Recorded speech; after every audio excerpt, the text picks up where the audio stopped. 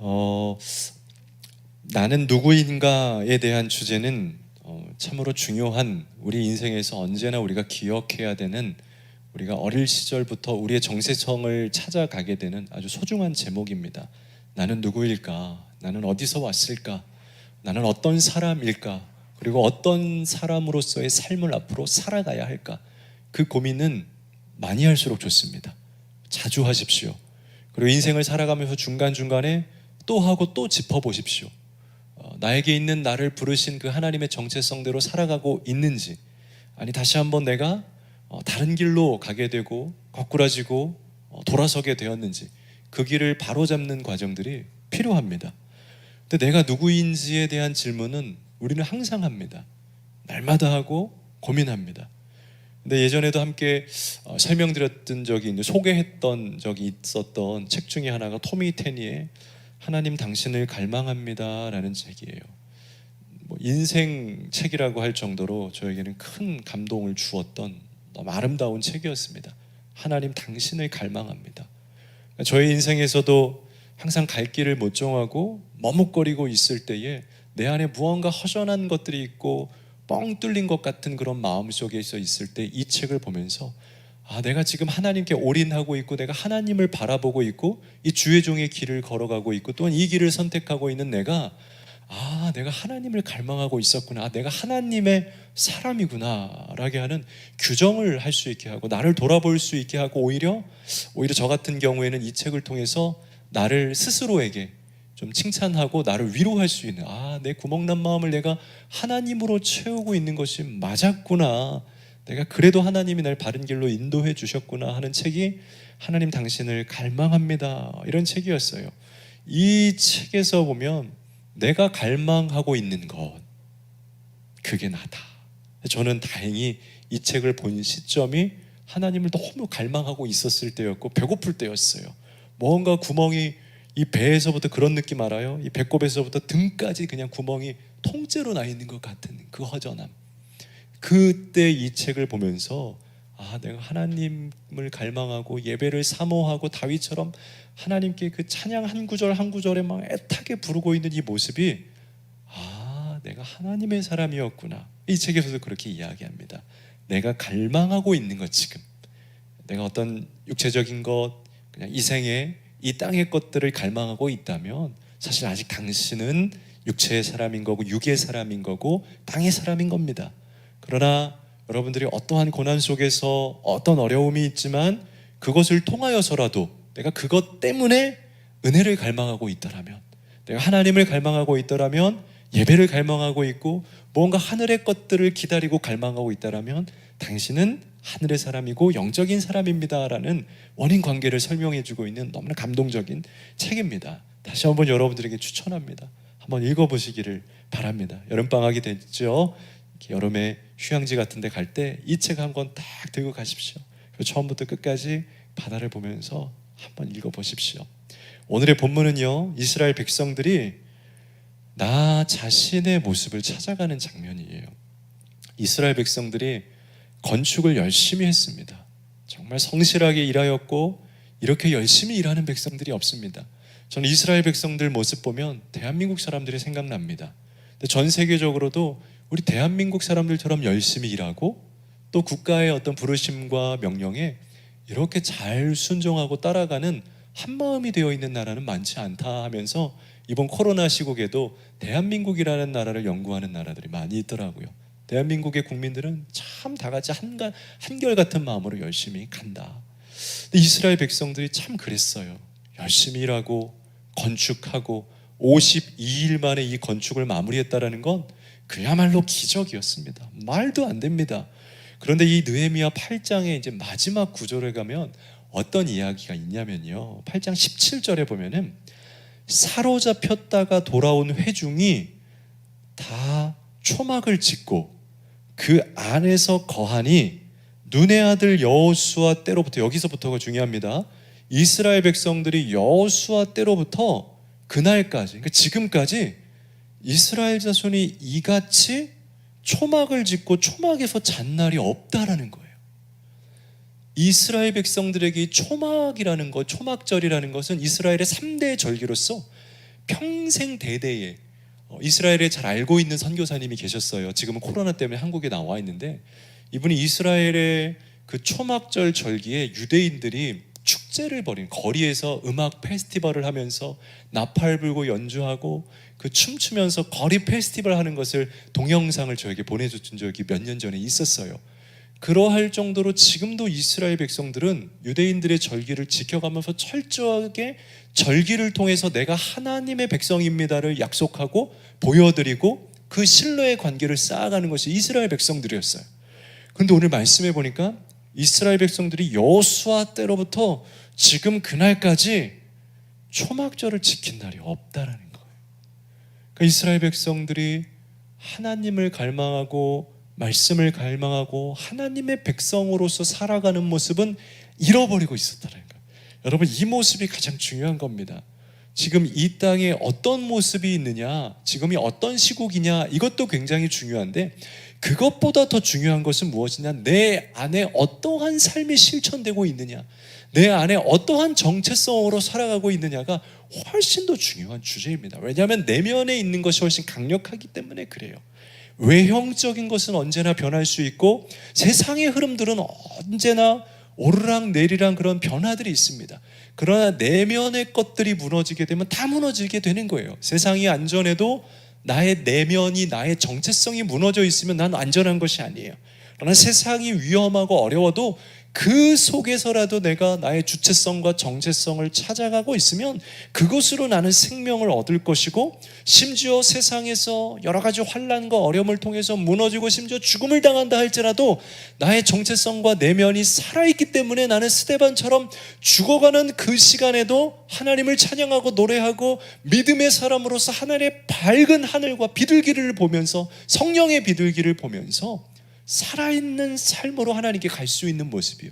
내면의 정체성이 중요한데 어느 이스라엘 백성들이 초막절 절기를 지키지 않고 살아갈 정도로 건축은 하고 있었으나, 성벽은 짓고 있었으나, 돈은 벌고 있었으나, 자신의 마을은 지키고 있었으나, 건강은 지키고 있었으나 자기 자신들은 다 무너지고 있는 세상 속에서 살아가고 있었던 거예요.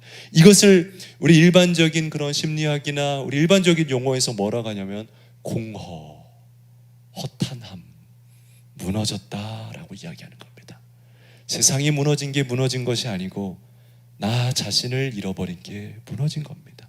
그러니까 이스라엘 백성들이 오늘 8장에서는요, 내가 무너진 것을 발견하게 됩니다. 여러분, 그것이 은혜인 줄 믿으시기 바랍니다. 내가 무너진 걸 발견하는 것이 은혜예요. 여러분, 건강을 찾는 게 은혜가 아니고, 주식이 올라가는 게 은혜가 아니고, 다행히 내가 지키고 있었던 게 지켜진 게 은혜가 아니고, 내가 원하는 것이 이루어진 게 은혜가 아니고, 나 자신을 붙들어서 쳐서 살아가고 있고, 또 내가 어떤 상태에 있는지를 날마다 발견하고 듣고 깨달아가고 있는 것이 은혜인 거예요. 이스라엘 백성들은 은혜를 받은 거예요. 건축도 했고 으리으리한 빌딩도 지었어요. 엄청난 몇 킬로미터의 큰 성벽을 다 지어서 완공식까지 다 했습니다. 얼마나 좋습니까?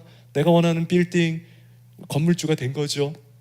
건축주가 된 거죠. 조물주 위에 있다는 건물주가 되어서 우리도 성벽 지었다, 이거 으리으리하고 아무도 넘어올 수 없다, 여기 시스템까지 다 해서 문지기들을 주고 망대 관리하는 사람들을 주고 시스템을 완벽히 해서 이 건물 절대 무너지지 않는다. 그러나 그게 안전한 게 아닙니다. 초막절을 지키지 않고 있는 것이 위험한 겁니다. 그 이스라엘 백성들은 이게 다가 아니구나를 깨달았습니다. 그것이 은혜인 줄로 다시 한번 각 가정에서 여러분 아멘하고 믿으시길 바랍니다. 초막절이 지켜지지 않고 내 영성이 지켜지지 않고 내 마음의 정체성, 내 안의 선함과 의로운 사람으로서 이 땅을 살아가는 정말 선한 백성으로서 그리스도인으로서의 삶이 내 안에 자리 잡고 있지 않을 때, 그것이 깨달아지는 것이 은혜예요. 이스라엘 백성들이 그게 깨달아진 거예요. 이제 내 집도 있고 성벽도 있고 안전한 시스템도 있는데 예배가 없고 말씀이 없고 찬양이 없고 금식이 없고 절기도 지키지 않고 가정에 하나님을 향한 마음도 없고 건강하기도 한데 돈도 있고 환경은 갖춰져 있는데 영적인 건 다 무너져 있으니까 무언가 허전함, 공허함 속에서 애타합니다. 그리고 이스라엘 백성들이요, 1절 말씀에 우리 보면은 같이 한번 읽어보겠습니다. 1절 말씀입니다. 가까이 계신 분들 한번 말씀 읽어보세요. 1절 시작. 이스라엘 자손이 자기들의 성읍에 거주하였더니 일곱째 달에 이르러 모든 백성이 일제히 수문 앞 광장에 모여 학사 에스라에게 여호와께서 이스라엘에게 명령하신 모세의 율법책을 가져오기를 청하매. 아멘. 이스라엘 자손이 자기들의 성읍에 거주했대요. 이젠 거주했다라는 거예요. 성읍에 살았다라는 거예요. 안전한 성벽 안에 자기들의 집들을 두고 그 안에서 너무나 평화롭게 살아가고 있었던 모습들을 만들어주는, 이거는 비전의 성취이고 성공이고 건축의 완공이고 인생의 완성을 말하고 있는 거예요. 다 이루었도다. 인생을 다 이루은 거예요. 부귀영화를 다 이루었어요. 그런데 이스라엘 백성들이 일곱째 달, 이 일곱째 달이라는 것은 이스라엘 백성들에는 달력이 여러 개가 있었어요. 절기로 말하고 있는 그 유대인들의 하나님이 주신 절기의 달력도 있었고, 농번기에 맞춰서 그들이 농사하는 시기에 맞추는 절기의 달력, 농번기의 달력도 있었고요. 우리처럼 우리가 보는 입장에서는 태양력의 달력도 있는 거예요. 근데 이스라엘 백성들에게 일곱째 달이라는 의미는 어떤 말이라면, 이스라엘 백성들이 이 지금 태양력으로 따질 때 우리의 시기로, 또 이스라엘 백성들의 일반적인 달력으로 볼 때는 일곱째 달이라고 하는 것은 그들에게서는 신년, 연초를 말하고 있는, 신년, 1월달, 연초를 말하고, 새로운 신년이 시작됐을 때에 이스라엘 백성들의 마음속에 어떠한 다짐들이 생기기 시작했냐면, 모든 백성이 일제히 수문 앞 광장에 모였다라고 돼 있어. 이 수문 앞 광장이라는 것은 다른 선지서나 다른 구약 성경에서 자주 나오는 구절이에요. 그러니까 이 수문 앞 광장은 이스라엘 백성들의 성벽 안에 동쪽에 가장 큰 넓이가 있는, 집회를 할 수 있는 넓은 공간을 말하고 있어요. 그러니까 대중 집회를 하는, 우리나라로 따지면 광화문 광장 같은 거, 집회할 때 모여드는 그런 대표적인 공간을 말하는 거예요. 근데 이스라엘 백성들이 신년초가 되어서, 원래 이렇게 하는 백성들이 아닌데, 우리 모이자, 우리 반상회 하자, 우리 회의 한번 해보자. 근데 중요한 것이 있습니다. 거기에 누구를 모시느냐가 중요한 거예요. 그럼 모임을 할 수 있도록 다 중요합니다. 만남도 갖고 모임도 하고 다 중요합니다. 그런 모임들을 많이 열어야 됩니다. 근데 이 모임의 방향성이 중요한 거죠. 이스라엘 백성들은 학사 에스라를 초대했다라는 겁니다. 갑자기 왜? 그동안 나타나지 않았던 학사 에스라에게 왜 요청을 했을까요? 에스라는 율법 학자이면서 제사장이었습니다.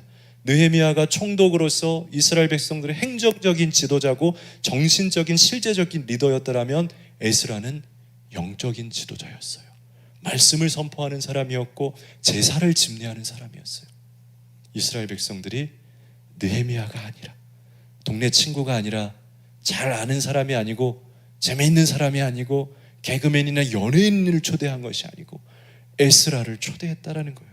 그리고 모세의 율법책을 가져와 달라. 여러분, 배고플 때 어때요? 먹으러 가서 짜장면 한 그릇 주십시오. 빨리빨리 주십시오. 빨리빨리. 집에 가서도 문 빵 열고 들어가서 엄마 밥 줘. 빨리빨리. 마치 1절을 읽을 때 이스라엘 백성들의 모습이 생각났어요. 이미 성전은 다 건축되고 성벽도 다 건축되어서 평안하지만 마음이 평안하지 않았던 이스라엘 백성들의 공허한 마음 속에서, 영이 해결되지 않으니까, 예배가 해결되지 않으니까, 영성이 해결되지 않고 하늘나라의 관계가 해결되지 않으니까 배고픈 마음에 신년 초가 되었을 때, 잘됐다, 빨리 모이자, 빨리 말씀을 갖다 주십시오, 모세의 율법책을 갖다 주십시오, 간절하고 있는 이스라엘 백성들은 이건 당연한 겁니다. 왜? 이스라엘은 하나님의 사람이니까. 여러분, 하나님의 사람들은 말씀에 갈급해야 됩니다. 하나님의 사람들은 말씀으로 배고파야 됩니다. 그게 우리의 정체성입니다. 말씀이 없어도 배고프지 않고, 예배가 없어도 괜찮고, 영상으로 드리든 현장에서 드리든 다 상관도 없고, 본당에 나가도 좋고 안 나가도 좋고, 때로는 쉬어도 좋고 안 쉬어도 아무 상관이 없다. 나는 하나님의 사람이라고 말하기에 어려움이 있는 겁니다. 이스라엘 백성들이 수십 년 동안 해본 겁니다.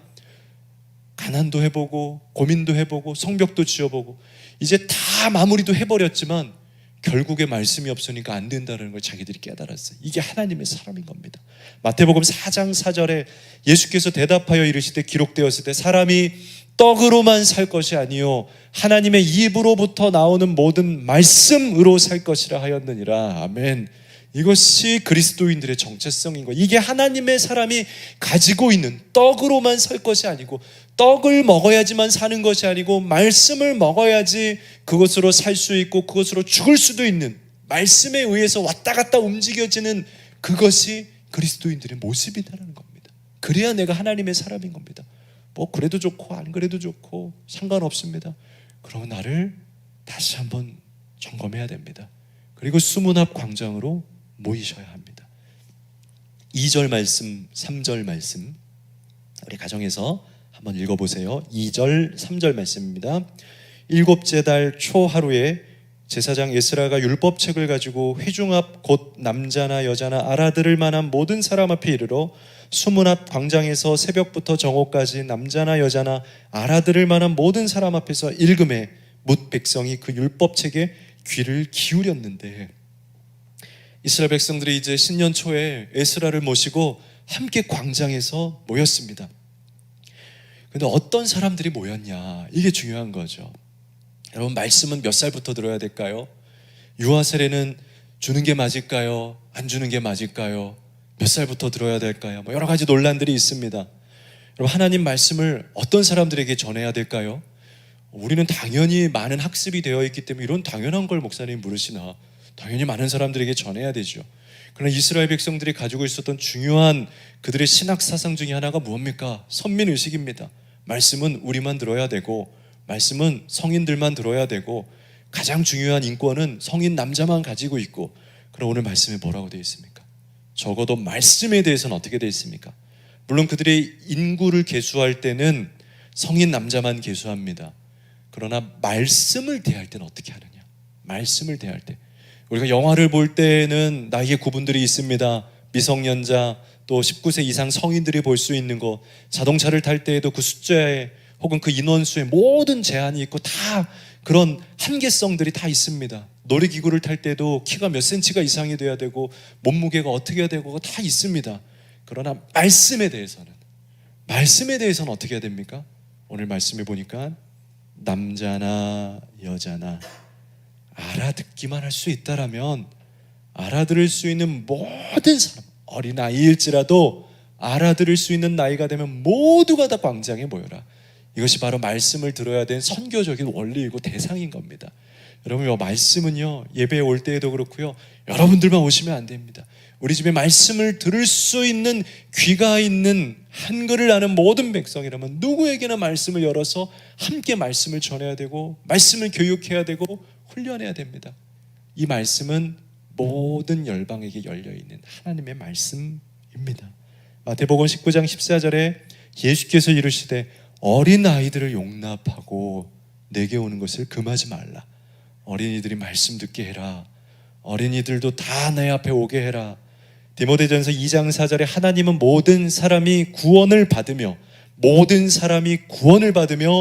진리를 아는 데 이르기를 원하시느니라. 여러분, 말씀은 누구에게 해당되느냐, 물을 가치도 없는 겁니다. 인종도 상관없이, 나이도 상관없이, 부유함도 상관없이, 건강도 상관없이 모든 백성들이 말씀을 들어요. 모든 사람에게 말씀이 정체성인 거고, 모든 인류에게 말씀이 생명인 겁니다. 어떤 특정한 인구에게, 어떤 특정한 부류에게만 이 말씀이 효용되는 것이 아니고 모든 인류에게, 백신만 하더라도 어떤 연령에게는 이 백신이 맞고 어떤 연령에게는 이 백신이 맞는데, 신약이나 구약이라는 백신은 모든 인류에게 맞는, 제한이 없는, 모든 백성이 맞아야 하는 진정한 우리의 공허함을 해결해 줄 수 있는 생명입니다. 이 말씀으로 우리가 돌아가야 됩니다. 주변에 말씀이 없는 백성들이 있습니까? 자녀들이 있습니까? 교회 올 때 꼭 데리고 오셔야 됩니다. 예배 못 오시고 있는 어르신들이 있습니까? 교회 올 때 꼭 들어야 됩니다. 영상 볼 때 나만 들으면 안 되고 함께 들을 수 있도록 해줘야 됩니다. 그럼 말씀을 어떻게 들어야 합니까? 말씀을 대하는 태도가 어떻게 해야 됩니까? 어떻게 해야지 우리 말씀이 살아날 수 있습니까? 5절 6절 말씀 함께 읽겠습니다. 시작. 에스라가 모든 백성 위에 서서 그들 목적에 책을 펴니 책을 펼 때 모든 백성이 일어서니라. 에스라가 위대하신 하나님 여호와를 송축하며 모든 백성이 손을 들고 아멘 아멘 하고 응답하고 몸을 굽혀 얼굴을 땅에 대고 여호와께 경배하니라. 아멘. 여러분, 하나님이 말씀을 주셨을 때에는 일반 계시라고 해서 이 말씀은 모든 인류에게 주었습니다. 여러분, 성경 번역 선교회라고 있는데 이 성경 번역 선교회가 참 감사하고 위대한 일들을 하고 있습니다. 언어 때문에 말씀을 들을 수 없는 나라들에게 성경을 그 지역에, 심지어 그 부족 조금밖에 없는 소수 부족들에게라도 그들의 언어와 문화로 성경을 이렇게 변형해서 적용시켜주기 위해서 사역하는 것이 성경 번역 선교회입니다. 그러할 정도로 이 성경 말씀은 모든 인류에게 주신, 하나님이 어떤 사람들에게 특정하게만 주신 것이 아니라 한국에게만 주고 미국에게만 주고가 아니라 모든 인류에게 주셨습니다. 지금도 이 성경책은 어떠한 책들보다도 전 세계적인 베스트셀러입니다. 어떠한 저자도 어떠한 작가도 성경만큼이나 판권과 인세를 받고 있는 사람은 없습니다. 성경은 누가 받을까요? 모르겠습니다. 그건 판권 인세가 없겠죠. 하나님 거죠. 하나님 주셨고 뭐 수천 년 전에 돌아가신 모세와 이런 선지자들 거니까 그분들이 받으셔야겠죠. 우리가 그분의 자손이니까 또한 우리에게 유업으로 인세를 주시겠네요. 할렐루야. 그래서 우리는 잘 살고 있는 겁니다. 그거 먹고 하나님 우리를 다 살리시는 것 같아요. 모두에게 주셨는데 어떤 사람들은 이 말씀대로 살아가고 어떤 사람들은 이 말씀대로 살아가지 못하고 어떤 사람들은 말씀을 통한 변화가 있고 어떤 사람들은 말씀이 그냥 내 앞에 글, 텍스트로 멈춰있는 사람들도 있고 그 이유가 무엇입니까? 오늘 말씀해 보면 이스라엘 백성들이 말씀을 접하는 진정한 태도가 보입니다. 말씀이 선포될 때 에스라가 백성 위에 서서 그들 목전에 책을 펴는데 에스라가 나무 성각 위에 섰다고 돼 있어. 다른 구절에 읽지 않은 구절이에요. 그건 뭐냐면 성벽의 높은 곳에 올라갔다는 거예요. 모든 백성들이 말씀을 들을 수 있도록 높은 곳에서 말씀을 그들에게 쫙 울려 퍼지게 전하고 있는 거예요. 그때 백성들이 일어섰다라고 되어 있습니다. 그 자리에서 다 같이 일어나서 우리가 그래서 예배할 때 중간중간에 또 우리가 심지어 찬양과 경배할 때도 그렇습니다. 우리 함께 일어나서 찬양합시다. 이런 것이 사실 성경적인 겁니다. 우리가 만들어낸 것이 아니고 기분 좋으려고 하거나 좀 흥겨우려고 하는 것이 아니고 성경적, 하나님의 말씀이 선포될 때 하나님의 찬송이 울려 퍼질 때 함께 일어섭시다. 이스라엘 백성들이 일어났고요, 말씀이 계속돼서 선포될 때 아멘 아멘 하고 몸을 굽혀서 땅에 대고 여호와께 경배하였다. 전심으로 이 말씀, 이것은 무엇이냐면 이 말씀을 귀에 듣는 읽음, 독서로 여긴 것이 아니고 이 말씀을 주인 삼았다라는 겁니다. 이 말씀을 나의 왕으로 삼았다는 겁니다. 이 말씀이 선포될 때 이 말씀을 전적으로 이 말씀이 하나님이라는 것을 인정하고 말씀을 나의 액세서리나 도구나 아이템으로 여기고 있는 것이 아니고 멋있는 핸드백 같은 아이템으로 교회 갈 때 딱 장로님들 표시 있죠? 이 장로, 김 장로, 딱 김 목사 이렇게 가고 있는 거 있죠? 이렇게 하는 거 저는 그거 못합니다. 티내는 거 잘 못해서 성경 이렇게 들고 갑니다. 이렇게 어쩔 때 미안합니다. 그런 마음이 있죠. 인간이니까 성경 이렇게 보이는 것보다 안으로 이렇게 들어가게 해서 인간적으로 고백합니다. 있습니다. 다 들고 갑니다. 근데 성경은 이렇게 들고 가고 멋진 액세서리가 아니라 밖에서 이렇게 갖고 가다가 큰 교회들은 딱 이러고 조용히 가다가 성전에 들어갈 때 딱 많은 사람들에게 보이게, 아, 목사님, 그러한 성경이 아니에요. 말씀은 주인. 어떻게 들었냐가 중요한 것이 아니고 내가 얼마짜리 성경을 가졌냐가 중요한 것이 아니고 내 성경이 천연 가죽이냐 합성 피혁이냐가 중요한 것이 아니고 내가 말씀을 왕으로 여기고 있느냐, 이스라엘 백성들이 공허하고 보니까, 이스라엘 백성들이 무너지고 보니까 이제는 말씀이 갈망하는 거예요. 너무나 갖고 싶고 먹고 싶고 소중한 거예요.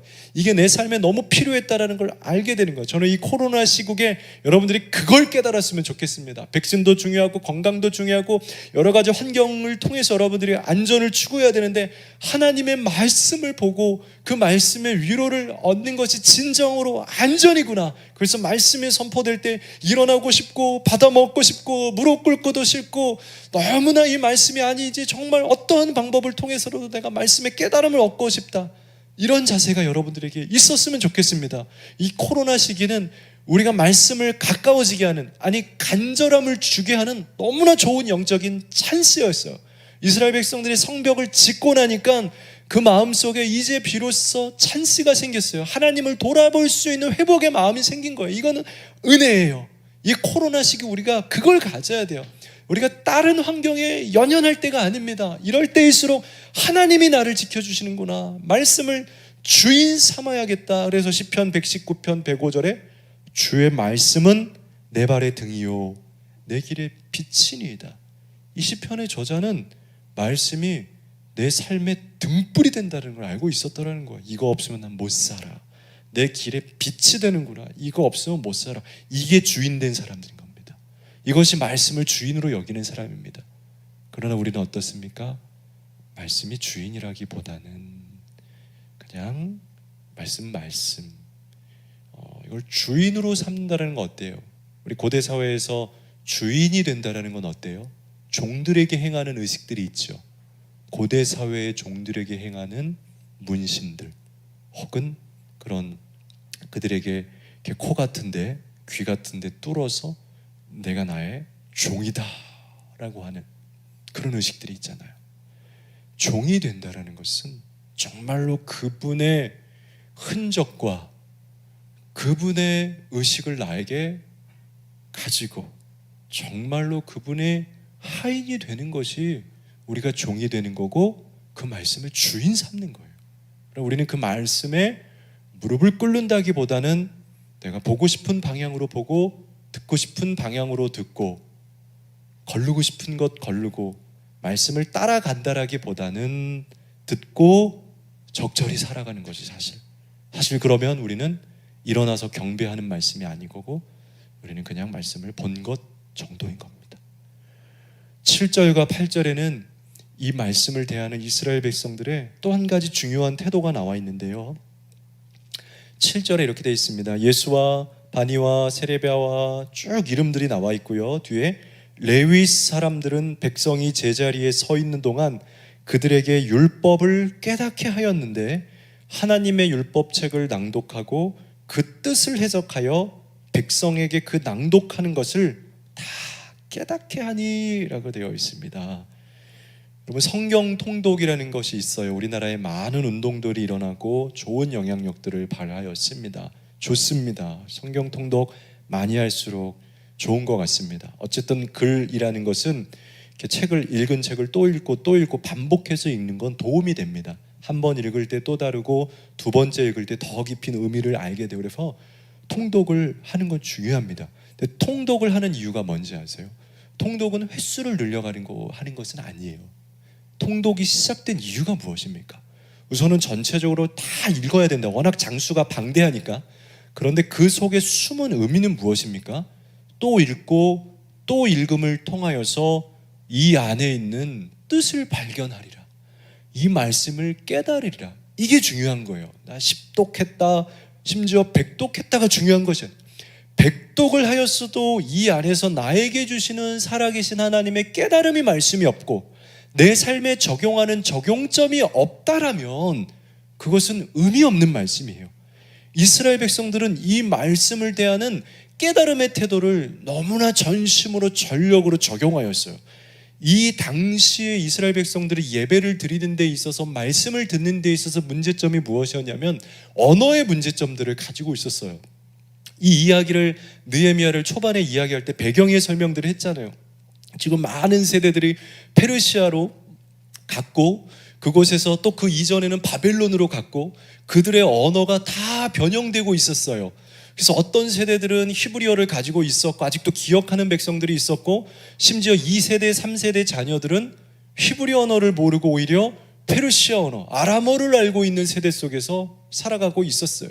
그러니까 말씀을 에스라가 선포해도 여러 개 언어로 흩어져 있는 이 백성들이 말씀을 깨닫지 못하고 있는 거예요. 말씀이 강단에서 선포되어져도 여러분들이 가지고 있는 여러 가지 여러분들의 귀를 막고 있는 영적 언어의 단절로 통해서 깨달음이 없고, 말씀을 읽어도 눈으로 한번 쭉 읽어버리고 끝내는 정도의 말씀, 이 말씀을 간절히 먹고 간절히 받아들이는 태도가 없더라면 그것은 바로 외국어를 가지고 있는 지금 이스라엘 백성들하고 마찬가지라는 거예요.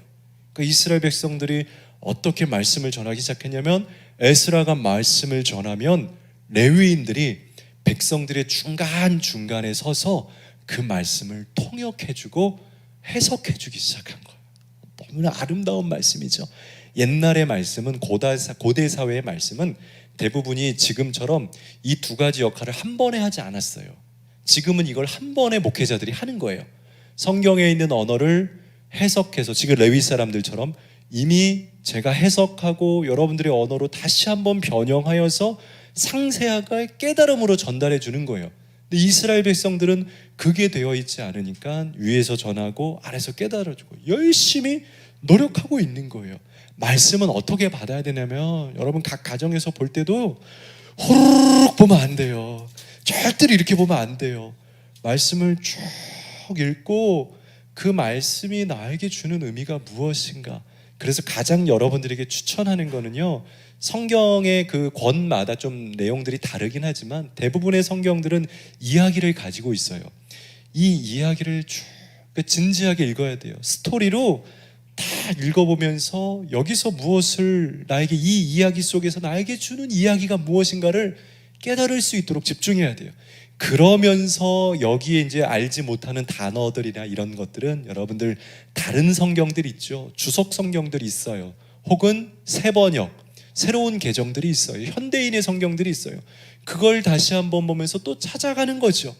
그렇게 하는 노력들 가운데서 여러분들에게 깨달음들이 있을 거예요. 또 신앙생활에 연륜이 있기 때문에 이것이 쌓여가다 하면 처음에야 그 정도이지만 나중에는 이제 이 말씀들을 보면 알게 돼요. 그리고 깨달음의 단계가 오게 돼요. 결론적으로는 깨달음을 가져야 된다는 거예요. 말씀이 내 마음에 와야 된다는 거예요. 말씀이 내 가슴에 살아 있어야 된다는 거예요. 그래야지 그 말씀을 통하여서 아름다운 일들이 일어나요. 말씀을 읽는 건 의미가 없어요. 멀리서 에스라가 주는 말씀이 뭔 말인지도 모르겠는데 쭉 읽어주는 거. 에스라는 말씀을 그냥 읽어주었어요. 예전 율법사들이 하는 건 말씀을 높은 곳에서 읽어준 거예요. 하나님이여 주의 판단력을 왕에게 주시고 주의 공의를 왕의 아들에게 주소서. 아멘. 그리고 내려간 거예요. 이렇게 말씀을 보면 아무런 감동도, 인생의 변화도, 아무런 삶의 능력도 임하지 않아요.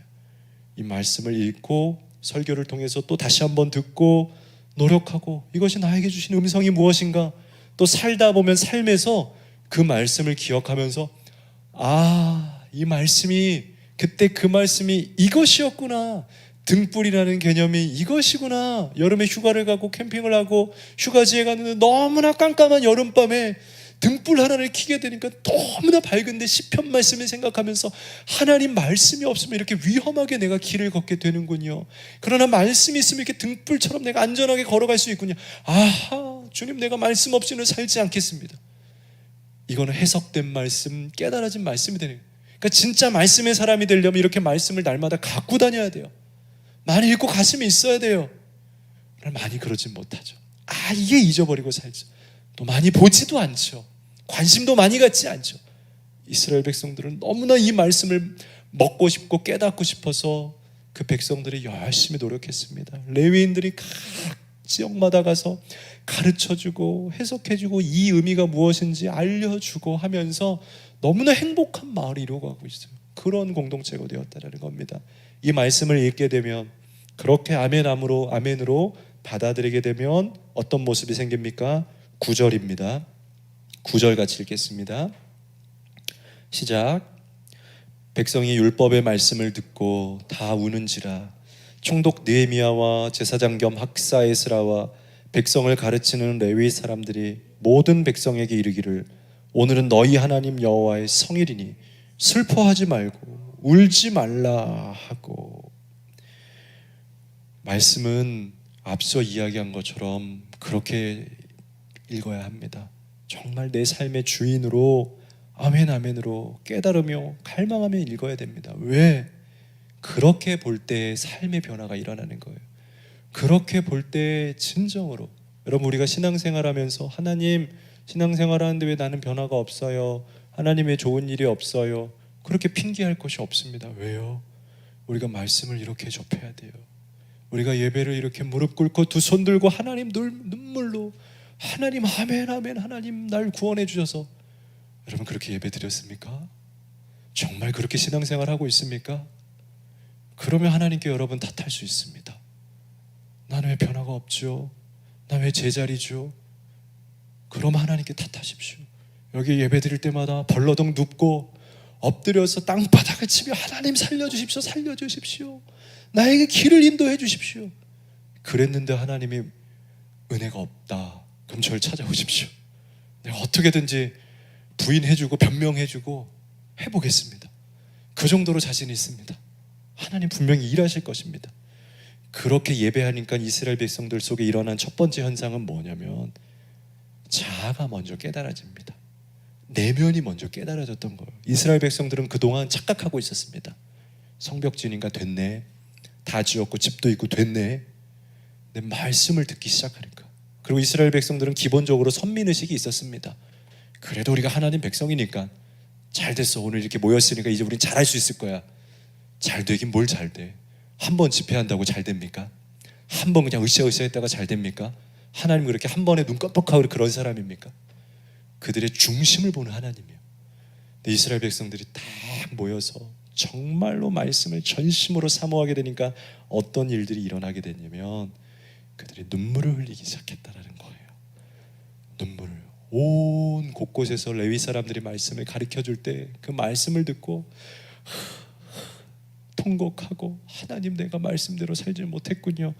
내가 절기하라 지키지 못했고, 내가 하나님 앞에 전심으로 예배하지 못했고, 내가 우리 자녀들에게 그렇게 말씀을 가르치지 못했고, 완전히 하나님을 잃어버려서 우상을 섬기지 않았지만 사실은 우상을 섬기고 있었던 이사야, 예레미야에 나오는 이스라엘 백성들의 모습하고 똑같은 삶을 내가 살고 있었군요. 여러분, 말씀을 우리가 왜 가까이 접해야 되냐면요, 그래야 사람이 정상이 돼요. 정상이에요 지금. 맞아, 그게 너의 정상인데 요즘 현대인들은 어때요? 비정상이에요. 다 자기가 누군지 몰라요. 허울에 꽉꽉 포장돼 있어갖고 딱 뭐 자기가 생각하는 어떤 기준들, 목표치를 해놓고 거기에 포장되어 있어서 그러면 자기는 정상인 줄 알고, 나는 이루었고, 나는 뭐 유튜브 스타고, 뭐도 이루었고, 나는 갖고 다니는 거 이것도 좋은 거고, 난 남들이 쓰는 거 다 쓰고 있고. 그거 다 거짓이에요. 가짜예요. 그거 자기 아니에요. 그거 딱 무너지게 되고 이게 진리가 아니라는 걸 알게 되면 그 자리에서 다 죽어요. 그래서 많은 그런 스타들이 죽게 되는 거예요. 너무 안타까워요. 제가 해야 될 일은 뭐냐면 그들에게 그게 네가 진짜 모습이 아니야 라고 옷을 벗겨내는 역할을 해야 돼요. 근데 말씀을 보면 돼요. 그거는 말씀을 진실로 보게 되면 거품이 제거가 돼요. 아, 내가 지금 이거 양복 입고 그리고 딱 멋지게, 제가 왜 넥타이 안 하는 줄 알아요? 여름이어서. 별 이유 없어요. 더워서. 여름 기간에 8월까지는 그렇게 해요. 저도 나름 저의 룰이 있고 형식이 있어요. 딱 정장 입고 말씀 선포하고 있으니까 염현진 목사, 가끔은 막 부끄럽기도 해요. 인스타 같은 데 가면 막 담임 목사 염현진. 저는 사실 기질이 그러지 못해요. 그거 보면 막 별로예요. 그런데 만약에 어쨌든 이름 담임 목사, 순전한 꿈의 교회, 뭐 꿈의 교회 김학중 목사님 파송한 신뢰하는 목사, 가짜예요. 내가 나이가 들어서 어느 자리로 나 어디 무슨 장도 이뤘고 다 가짜. 이 세상 사람들은요 다 가짜에서 살아가요. 이것도 입었고 안에 열면은 이거 보이려고 여기 딱 열면 슬쩍 보이는 코모도 스퀘어, 싹 보이는 무슨 베르사체, 그건 여러분이 아니에요. 그건 여러분이 아니에요. 하나님 그래서 중심을 본다고. 나는 옷을 보지 않고 너의 목표를 보지 않고 너의 신발을 보지 않는다. 너의 가슴 안에 담겨진 진짜 너를 본다. 그 사도 바울은요, 말씀을 정말로 깨닫기 전에는 나는 로마 시민권 봤어? 이거 있으면 다 지나가. 코로나 시국에도 전 세계 다 다닐 수 있어요. 진짜로 로마 시민권이면 어디든지 갈 수 있어. 다 통과. 나 부자, 가말리엘 최고 학문 가자. 근데 그가 말씀을 정말로 가슴으로 받고 진정한 예배자가 되고 나니까요, 어떻게 해요? 나는 죄인 중에 괴수다. 나는 없고 이제 나는 없고 내 안에 계신 십자가, 그것밖에 내 안에 있는 것이 없다. 십자가가 나고 예수 그리스도가 내 안에 산 것이요, 나는 이제 산 것이 아니요. 그게 진짜예요. 오늘날 대한민국의 문제는 사람들이 자기를 잃어가고 있다는 거예요. 오늘날 교회가 할 일은 잃어버린 사람들에게 자기의 모습을 보여줘야 돼요. 이스라엘 백성들이 말씀을 보고 나니까 자기의 실체가 보이는 거예요. 버러지 같고 거지 같은 자기의 모습, 더럽고 추한 모습이 보이니까 백성들이 곳곳에서 눈물을 흘리면서 이게 주체할 수 없을 정도가 된 상황인 거예요. 곳곳에서 우니까 막 눈물이 터져 나가고 눈물로 그들이 통곡을 하고, 여러분 집회 가운데 통곡하는 소리를 들었습니까?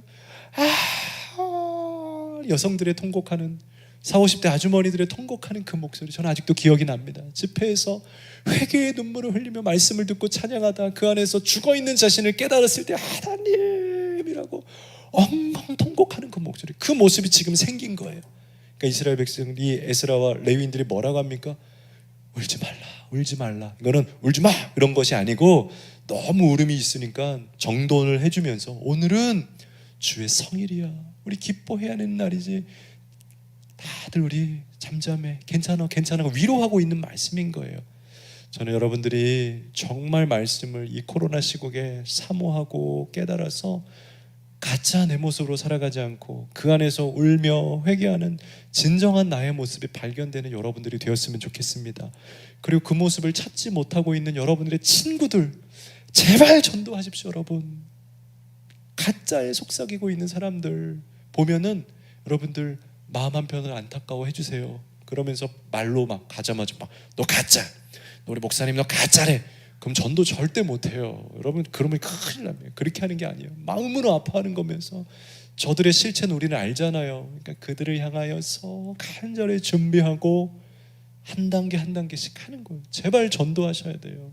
그래야지 그들이 진짜 자기를 사랑해요. 여러분 그런 거 봤어요? 아기들이 진짜 자기의 정체성을 아직 발견하기 전에 성장기에 흔들리는 멘탈 속에서 어떻게 해요? 어린데 5살, 6살인데 뭔가 막 크고 싶고 막 그 정체성이 막 이렇게 자라나는 시기 어때요? 엄마 립스틱 시뻘건 거 막 입술에 칠하고 눈 막 이렇게 칠해갖고 막, 우리 딸 지우도 그거 사진 있어. 내가 안 버리고 있어요. 근데 그건 내가 칠해줬다. 맞아. 자기가 칠한 게 아니고 장난치면 눈에다 막 이렇게 칠해놓고 사진 찍어줬어. 근데 어린아이일 때 엄마 거 해보고 싶어서 막 하잖아요. 어때요? 와 멋지다. 아니죠. 사실은 웃긴 거예요. 너의 모습이 아니야. 너 지금 다 큰 거 아니야. 그게 실체잖아요. 오늘날 세상을 살아가는 사람들의 모습이 그래요. 막 치장하고, 제가 볼 때는 막 온갖 번쩍번쩍 하고 차 막 포르쉐 막 10억 쫙쫙 부릉부릉 막 시끄러 하지 마, 시끄러. 가짜예요. 그게 진짜 자기가 아니라는 거 발견할 때 너무 힘들어요. 그 사람 다 구원해야 돼요. 다 구원하고 다 말씀 전하고 여기 다 앉아 있어야 돼. 눈물 뚝뚝 흘리고 내가 그게 아니고 사실 내 안에는 정말 죽을 모습들, 부족한 모습들, 부끄러운 모습들 있구나. 내가 이 돈으로 사람 도와야겠구나. 내가 이 돈으로 아름다운 일을 해야겠구나. 바꿔줘야 돼요. 10절, 11절, 12절 우리 마지막 말씀이에요. 마지막으로 조금만 더 힘내서 한번 읽어보도록 할게요. 10절에서 12절 시작. 느헤미야가 또 그들에게 이르기를 너희는 가서 살찐 것을 먹고 단 것을 마시되 준비하지 못한 자에게는 나누어 주라. 이날은 우리 주의 성일이니 근심하지 말라. 여호와로 인하여 기뻐하는 것이 너희의 힘이니라 하고, 레위 사람들도 모든 백성을 정숙하게 하여 이르기를 오늘은 성일이니 마땅히 조용하고 근심하지 말라 하니, 모든 백성이 곧 가서 먹고 마시며 나누어 주고 크게 즐거워하니 이는 그들이 그 읽어 들려준 말을 밝히 알미라. 할렐루야. 그 말을 밝히 알미라. 내 삶의 말씀을 진정으로 사모하고 그 말씀을 내가 이제 이해하고 알게 되니까 그때에 비로소 여호와를 기뻐하는 것이 너희의 힘이다. 기뻐하자. 이제 이 백성들이 축제를 벌이기 시작했다는 거예요. 그리고 이 뒷절의 말씀을 가면 이스라엘 백성들이 이제 시작이다. 초막절을 준비하자. 우리가 광야를 탈출해서 초막을 짓고 살아가던 하나님의 은혜 우리 다시 실천하자 해서 축제를 벌려요. 그래서 제가 동영상 받은 거 이야기한 것처럼 유대인들은 이 초막절에 파티를 벌립니다. 악기를 연주하고 거리를 기타 치며 나팔 불면서 춤을 추면서 얼마나 이쁘게 그런 춤 있죠. 이렇게 영상 보니까 뭐 딴따라란따 이거 있잖아요. 고대 그런 전통 민요 같은 거 부르면서 다 페스티벌 벌이는 거예요. 여러분, 기쁨이 어디에서 옵니까? 여러분들은 어떨 때 기쁩니까? 우리는 기쁨을 얻기 위해서 운동도 하고 나의 기쁨의 어떤 것들이 있죠. 당연히 필요합니다. 독서도 하고 또 먹을거리도 찾고 내 정서가 쉼을 얻기 위해서 그런 것들을 노력해야 됩니다. 필요합니다. 그런데 진정한 기쁨, 샘솟는 기쁨, 영원한 기쁨, 근원의 기쁨이 되는 이것이 있는 상태에서 또 다른 세상의 즐거움이 있어야 되는데 그것만 가지고 있으면 이것들은 언제든지 변할 수 있고 없어질 수도 있고 여건이 바뀔 수도 있어요. 계속 우리의 상태가 변질되고 변화돼요. 근데 변하지 않는 기쁨이 있어요. 진정한 기쁨. 우리가 어디에서 기뻐야 하는 것은 말씀의 깨달음 속에서 말씀을 깨닫게 되니까 사람들 가슴 속에서 눈물도 나지만 회개의 눈물도 나지만 기쁨의 샘솟는 기쁨이 그들 마음속에서 솟아나는 것을 보게 돼요. 여러분 우울합니까? 혹시 여러분들의 마음에 문제가 있습니까? 그럼 말씀을 보십시오. 힘들면 더 말씀을 보십시오. 그리고 그 안에서 나를 회복해 하시는 하나님, 그 안에서 나의 주인이 되어주시는 하나님, 그 안에서 나를 살리시는 하나님 만나보십시오. 그럼 세상 어떤 것을 먹어도 웃을 수 없는 그 나의 표정, 나의 모든 것이 변화되어서 그 말씀으로 힘으로 어느 누구도 세상에서 나를 인정해 주지 못했는데 말씀에서 너는 내 것이라 나의 손바닥에 새기었노라 하는 말씀을 통해서 하나님 내가 하나님의 것이군요. 하나님 내가 구원받았습니까? 구원받았습니다. 그래서 기뻐하게 되는 나 자신을 발견하게 될 거예요. 그 기쁨은 세상이 공격할 수도 없고 빼앗을 수도 없는 기쁨. 그래서 평안에 대해서 이야기할 때도 예수님은 그렇게 이야기하잖아요. 내가 주는 평안은 세상의 평안이 아니라 세상이 알 수도 줄 수도 없는 평안이다. 그 평안과 기쁨은 말씀으로 아멘하기 시작할 때 생겨나는 게 된다는 것을 오늘 기억하면서 오늘 느헤미야의 백성들이 비로소 말씀의 사람들로 자신의 자리로 돌아오게 됐습니다. 우리 각 가정에서 우리 제자리로 돌아온 백성들 기뻐하면서 우리 박수 한번 하겠습니다. 얼마나 기쁩니까? 건축하고 룰루랄라 놀던 백성들이 이제 말씀의 자리로 돌아왔습니다. 여러분들도 하나님의 자녀 된 자리로 다 돌아오십시오. 우리 같이 찬양 드리겠습니다.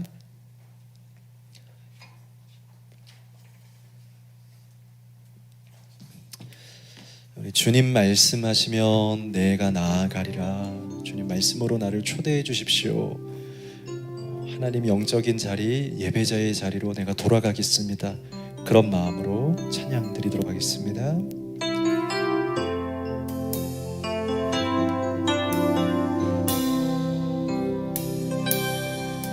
주님 말씀하시면 내가 나아가리다.